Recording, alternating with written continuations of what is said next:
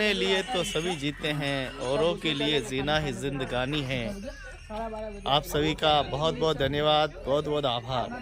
नागपुर के प्रकृति केंद्र से सीधा दृश्य आप देख पा रहे हैं, जहाँ मजदूर साथियों की राष्ट्रीय लेवल पे 2 दिवसीय ये वर्कशॉप हुई है, जिसमें मजदूर विभिन्न मुद्दों पर चर्चाएं की गई है और आज इसका समापन हुआ है। बड़ी खुशी होती है कि हमारी भी भागीदारी रहे, हमारा भी कहीं उस गिलेरी की तरह छोटा सा योगदान रहे। इसके लिए एक छोटा सा प्रयास जो है वो किया जा रहा है और इस प्रयास को प्रकार ये देखिए हमारे सोहन जी साथ हैं। चलो हाँ चलो, जिंदाबाद जिंदाबाद, चलो जिंदाबाद साथी जिंदाबाद, इंकलाब जिंदाबाद। हाँ चलो। तो देख सकते हैं सभी फेडरेशन के सभी ट्रेड के साथी जुड़ गए हैं।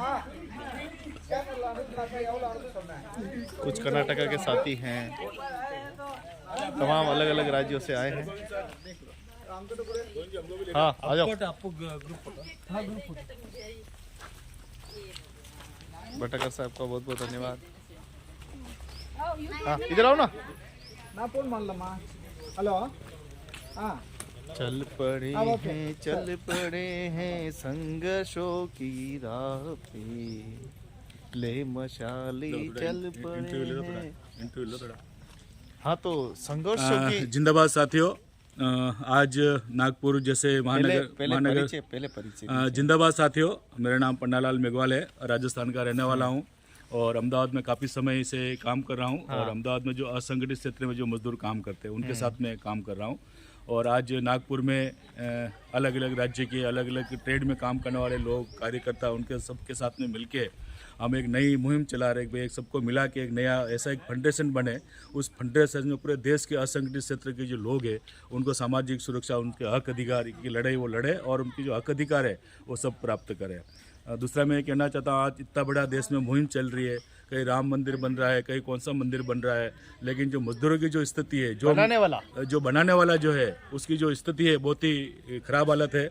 राजस्थान की मैं बात करूँ, राजस्थान में सिरोही करके वहाँ पिंडवाड़ा में बहुत बड़े पत्थर गड़े होती है और पत्थर गड़े में जो काम करने वाले लोग हैं, जो पूरे देश में उसकी चमक दमक है और उनकी चमक दमक से हिसाब से देश का चमक है, लेकिन उनकी जो चमक ऐसी फीकी हो गई है और इतने लोग मर रहे हैं वहाँ पे, मतलब उसकी कोई हालत ही बहुत ही ख़राब है। और दूसरी बात, जो सिलो कोशिश करके जो लोग मर रहे हैं उनके लिए बहुत सरकार ने जो कानून बनाया है वो कानून का उसको बेहतर फ़ायदा मिले और जितने भी सिलो कोशिश वाले बीमारी के जो ग्रस्त लोग हैं उनको ज़्यादा से ज़्यादा उसमें बेनिफिट मिले। उसको सरकार नए कानून बनाए, जो कानून बनाए उसको कैसे अप्लीमेंट हो और मजदूरों को फ़ायदा मिले। जिंदाबाद साथियों। इसलिए राह संघर्ष की हम चुने, जिंदगी आंसुओं से नहाई न हो, शाम सहमी न हो, रात डरी न हो, भोर की आग फिर डगमगाई न हो। तो अब रोटियों के लिए संघर्ष न हो, इसीलिए ट्रेड यूनियन लगातार काम कर रही है और हम चाहते हैं कि लगातार इस काम को और वृद्धि हो। और इस काम का हमारे गोविंद जी जहाँ जाते हैं वहाँ इनकी चैनल है, वो जरूर प्रसार करते हैं और गोविंद जी का फोटो खींचना, वीडियोग्राफी करना, एक दूसरे लोगों से प्रेम से मिलना और इनका इंटरव्यू लेना, और ये इनकी एक जो काबिलियत है वो मैं इनकी तारीफ करता हूँ। गोविंद जी जहाँ जहाँ हमको मिलते हैं वो हमारा कहीं कहीं फोटो शूट वो करते हैं, चाहे वो नागपुर हो, चाहे पुणे हो, चाहे उदयपुर हो, चाहे अहमदाबाद हो, जयपुर हो, जहाँ जाते हो वहाँ हमारे साथी व्हाट्सएप के जरिए या यूट्यूब के जरिए जो प्रचार प्रसार कर रहे हैं उनके लिए बहुत बहुत धन्यवाद हमारे गोविंद जी को। हमारे प्रिय मित्र गोविंद जी ओड को जिंदाबाद, लड़ेंगे जीतेंगे। तो देखिए सभी तरफ आओ ना, सभी तरफ तो प्रचार करने वाले हैं, लेकिन मजदूरों की बात उठाने वाला कोई नहीं है। ये दबे कुचले मजदूर इसी तरह काम करते जा रहे हैं, मरते ही जा रहे हैं, लेकिन कोई सोचने वाला नहीं है। एकमात्र ट्रेड यूनियन और जन संगठन है जो इनकी आवाज़ समय समय पर उठाते रहता है। बाकी नेताओं की सोच तो ये कब इनको मारे, कब इनको दबाए और इनकी खून चूस कर जिस प्रकार से बिल्डिंगें बनाते जा रहे हैं, गरीब होता जा रहा है, अमीर होता जा रहा है। ऐसी संघर्ष की घड़ी में जन संगठन ही एक ऐसा है जो मजदूरों की बात, हक की बात रखता है। क्या बातें आज रखनी गई और आपको क्या लगता है कि इस क्षेत्र में क्यों काम करने के लिए हम व्याकुल हैं?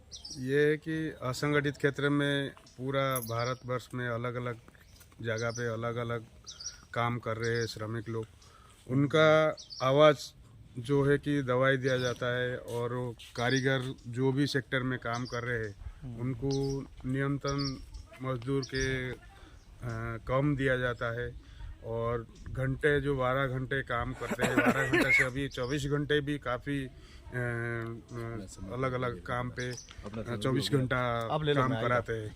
तो वो पहले एक जो श्रम कानून है कि नहीं इंडिया में पता नहीं कोई श्रमिक को, तो वो श्रम कानून के तहत तो जो न्याय मिलना चाहिए वो नहीं मिल रहा है। वो श्रम कानून में जो कानून है वो सभी श्रमिकों को अलग अलग प्रकार का वर्णन का, तो उसमें श्रम कानून के तहत सबको न्याय मिलना चाहिए। आप देख सकते हैं कि कहीं न कहीं ये अधिकारियों की लापरवाही आज दिन तक श्रम कानून धरातल पे नहीं पहुंचा, इसीलिए आज मजदूर मजदूर बनता गया, अमीर अमीर बनता गया। कोई भी मजदूरों के हक अधिकार की बात नहीं करता। पूंजीपति यही चाहते हैं कि मजदूरों से कब खून निचोड़ूं और मेरा फ़ायदा, क्योंकि सबसे ज़्यादा लेबर ही पैसा बचाया जा सकता है। एकमात्र इंडस्ट्री लेबर का खून चूसो, उनको उनकी मेहनत चूस कर अपना बिल्डिंग बना लो, लेकिन इनकी तरफ कोई ध्यान नहीं जा रहा है। आज देखिए बड़े बड़े मंदिर बनाने वाला मजदूर जो कि सिलिकोसिस नाम की बीमारी से पीड़ित है, मर जाता है और वो मंदिर अमर रह जाता है, जबकि मजदूर अमर रहना चाहिए, लेकिन ऐसा नहीं हो रहा है।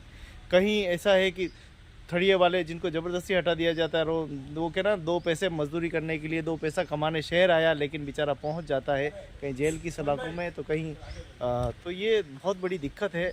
और इस दिक्कत को ख़त्म करने के लिए लगातार ये ट्रेड यूनियन काम कर रही हैं और मजदूरों के सर्वांगीण विकास पर काम कर रही है। इसी प्रकार करते रहेंगे, चाहे परिणाम कुछ भी हो। बहुत बहुत धन्यवाद। जिंदाबाद।